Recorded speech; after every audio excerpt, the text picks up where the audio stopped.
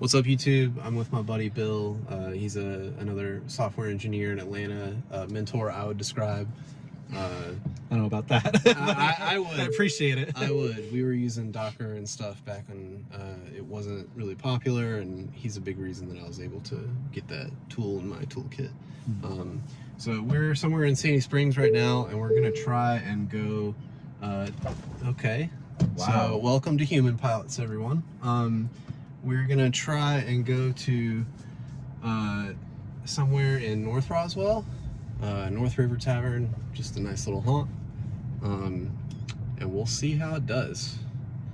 So I'm gonna turn it on right here, and we'll see how FSDBeta works. All right, so we're creeping for visibility at the stop sign. We do seem to be clear in both directions. I'm really curious if it's actually going to go straight this time. Awesome. Yeah. So when it was raining, we ended up turning right back there. Let's see, it's still not slowing down for speed bumps. Let's see if it visualizes it. Just real quick, is this a new version of the software, or is it the same one as last time? It's the same version as last time. Okay. We're on 10.4. Elon did say today that 10.5 is on target, whatever that means. They do move back a lot, so whenever it's available, I will have it. All right, this is a pretty difficult unprotected left turn. I may need to take over. I'm honestly expecting to take over. We are creeping for visibility. My foot is on the brake. We're approaching. Yep. As suspected. Okay, we were clear right, but we were not clear left. I'm gonna try it out again when we're clear both directions, which is right now, and just see if it does its thing. I would say that's a pass. Okay. Not bad, but definitely not superhuman or mind-blowing. What's crazy though is that as a passenger, sometimes I can't tell whether it's you or the car that's in control. Yeah, Adela was saying the same thing in one of my last videos, and it's always so cute to hear. It's like, it's kind of mind-blowing, to be honest. It's also that was really good yield behavior. It's also pretty nice too to hear that, like, from you guys, like the passengers. To me, sometimes it feels jerky, and I finally realized that it probably feels that way for two reasons. One, this car is not driving in my driving style. I drive way smoother. I am using chill mode, but I would drive even smoother than this. I barely use my friction brakes. I always use regenerative braking, things like that. The other thing is it's doing things that I don't expect, and it's my responsibility as a tester to be ready for everything. And so, like, right there, like, I didn't expect it to kind of jitter this way. And so, I don't know, it's always interesting to hear when people say, you know, I didn't even notice that it was a robot, because you know, aside from the times that you do get wheel jitter and things like that, a lot of the things it does feel human. And I mean, that's a pretty successful bit of the software. I actually find the creeping feels the most human to me.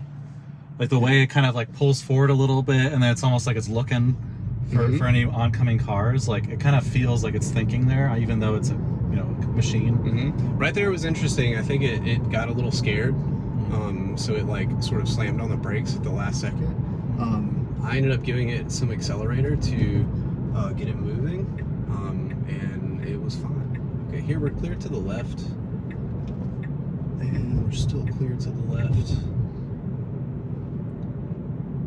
That was interesting. It really wanted to get over pretty fast. So that's again an example of something that I typically wouldn't do myself. I would either make that maneuver in one maneuver, just kind of like a nice and easy, you know, changing of lanes, or I don't know, just less jerky, I guess. Whereas, you know, it was not only jerky with the wheel, but also with the pedal a little bit. But again, that's a neural network. Yeah. It has a style all its own, and it's hard to tell sometimes it's hard to tell if it's doing something that's just its style, or it's doing something that you just wouldn't do yourself. You know what I mean? Like, Mm-hmm. if I was driving, there might be some things that I do that you might not agree with. Mm-hmm. But I'm a human, so you trust me a lot more. So this is interesting. This differs from the map. Let's see how it handles it. I think we're actually going the correct way. Yeah. We're not down there. Let's see. We are clear to go straight, not left. And I do think we need to get left. So I'm waiting on you, FSD. There it is. I'm giving it the confirmation, and now it's going. Good job. It's cool.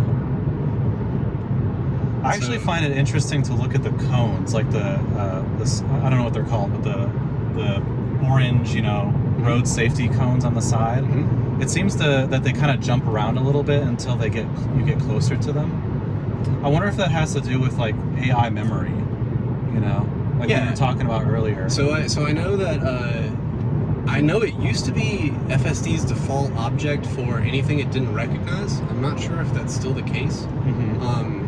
But it does render them really well, especially when there's a lot, which is pretty impressive. Mm-hmm. But I do want to touch on something that you just mentioned, which is sort of like AI memory or like persistence with AI. Yeah. I know you know way more about this than I do, so I don't know, give me a spiel on like where we are with AI persistence. Yeah, so long-term memory and long-term planning is still quite a challenge in AI. Especially in real-time scenarios. Like, you may have heard of AlphaGo, the DeepMind thing. Yep. Well, the thing is that AI pretty much has like as much time as it wants to think, right? Correct. It is at runtime essentially, but there are turns. Yeah, okay. Exactly. So in that scenario, you can pause and wait for the AI to finish. Okay. Whereas this, it has to make a decision right now. And I will say that I highly encourage everyone to watch the AI Day presentation where they go through all this, but I'm pretty sure that Ashwag said that it goes through, I think, maybe 3,500 plans in 1.5 milliseconds. Jeez. So, and that's just the planner, not the vision system and, just the whole stack. So, I honestly don't know those numbers offhand, but... Yeah. This is moving insanely fast and for good reason. I mean, people's lives are at stake. You need to be aware at all times when you're driving the software. This software is not ready. And I don't know, it's just, time to decision is incredibly important in driving in general for your own neural network as a brain. Mm-hmm. Anyway, I don't want to go off on a rant. Yeah, one thing that I think it needs a little bit more tweaking. Obviously, it's not 100% there yet. I'm really curious how well it could work with another hardware upgrade. Because something we were talking about earlier is kind of the limitations of AI memory. Mm-hmm. So like one way of handling AI memory is you don't just feed the AI what's happening right now. You feed it what happened, the last frame and the last frame and the last frame, right? You feed it like 128 frames, like the past from the camera, right? Mm-hmm. And that gives it a sort of memory, right? It can make predictions on what's happening now, but it can also take into account what happened 128 frames or however many frames ago. Mm-hmm. So I wonder, like, could we see, a 2 times, 3 times, 4 times increase in performance if there was another hardware update or even a software update if they found ways to optimize it that essentially allowed it to process more historical frames at once. Right? Like, so instead of maybe processing the past 128 frames, it could do 256 or 1024 or however many. Mm. That could be a significant boost in its ability to kind of retain a memory of like where objects are. Because it seems to me like when things are jumping around, it could be that the AI just kind of forgets that thing was there, mm-hmm. and then it remembers all of a sudden. Like, it kind of like loses track of where objects are. Kind of like a goldfish, right? Like, something was there, a frame ago, but now it's not there, and now it's back again, right?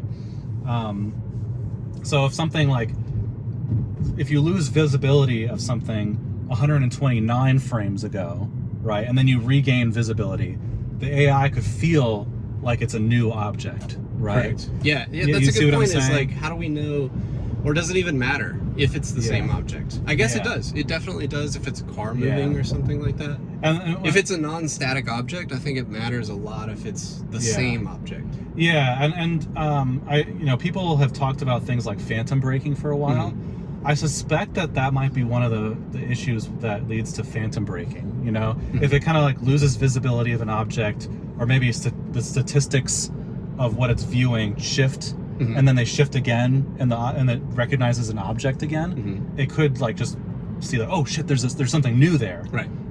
you know, and need to like swerve.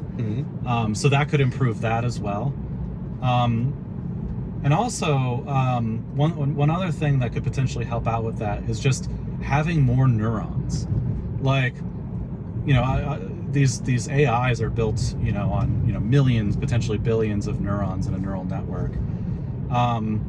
And it could be just simply increasing the size of the network could help out. And that could help it, you know, recognize more things, kind of help maintain the statistics of what it's viewing, you know what I mean? Because like on the screen, we're essentially viewing a statistical view of what the AI sees. Correct. And you know, it does a good job of recognizing lanes and whatnot, but there's still clearly like things that kind of jump around a little bit. More neurons could mean it understands objects with a higher degree of sophistication, right? And if it understands an object with a higher degree of sophistication, it could have an easier time keeping track of that object in the view, right? And that's actually, oddly enough, that's something that has been shown to actually be pretty helpful. Like, you would think that like sometimes just throwing more resources at a problem doesn't really help. But it seems like there's actually there might be something to using just a bigger network. Oh, yes, I do have a right. I'm sorry. No, it's all good. I was kind of going off there a little bit. No, you're fine. This is good information. Yeah. I'll put in the chapters what the car is doing. We've had a couple of disengagements. This is going to be interesting. Okay. And that last one was my fault. We were actually on target. Good job, car. Did it do this that? is yes, and this is on chill, so I'm pretty impressed that it decided to do that. We also slowed down great for this intersection. And let's see. Okay, it's taking this other side. It should pull directly into the parking lot. And it is. Okay, this part's pretty cool. And it pulled directly into the parking lot. Okay, it looks like this parking lot is full. So I'm gonna go ahead and cut off the video. If you liked it, please let me know in the comments. This is my first attempt at sort of a podcast-like thing, and if you like what Bill had to say, you can. I'll link his Twitter in the description, and I don't know, check it out. Anyway, thanks for watching.